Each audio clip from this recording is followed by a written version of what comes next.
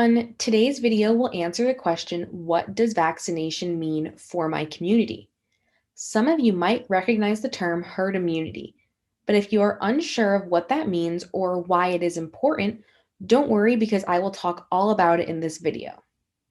I will also talk about how immunocompromised people rely on the members of their community to protect them from the vaccine preventable diseases. Let me know why you think vaccination is important for the community in the comment section below.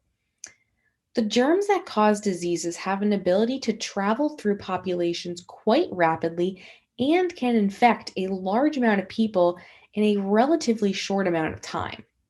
This is what causes outbreaks in certain areas of the country or even the world. Be on the lookout for a future video on why outbreaks happen and how they can be prevented. Germs are all around us. We encounter thousands and thousands of germs in our everyday activities. Even though not all germs are harmful, there are some that can be disease-causing and result in some serious conditions such as measles, meningitis, pertussis or whooping cough, and many more. There is one great thing about these diseases. You can be protected with a vaccine. Let's get to the video and talk more about herd immunity and why it plays such an important role in protecting your community.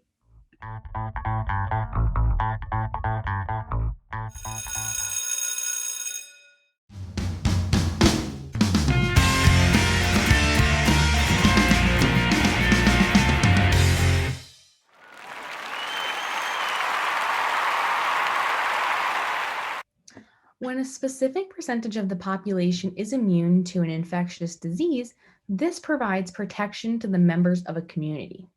This concept is known as herd immunity or community immunity, and it differs for each individual disease.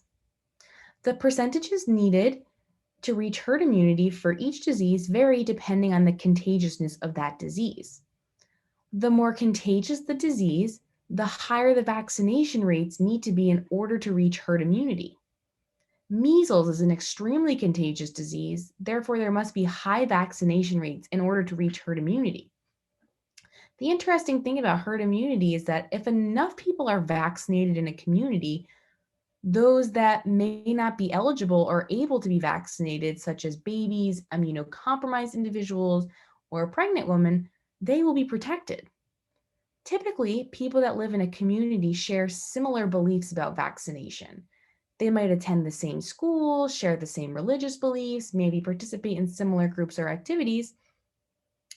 In this community, there could be many individuals close together who are unvaccinated, causing the herd immunity rates to drop below the required threshold.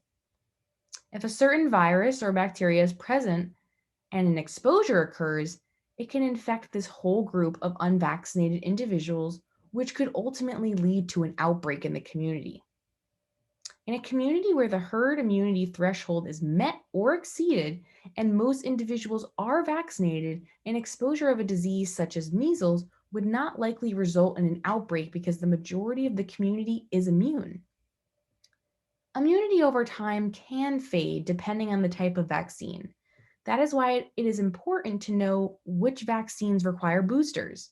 It is also important to make sure that you complete the required series for each vaccine because let's say you only get one dose of the certain vaccine, but the schedule calls for 2 doses.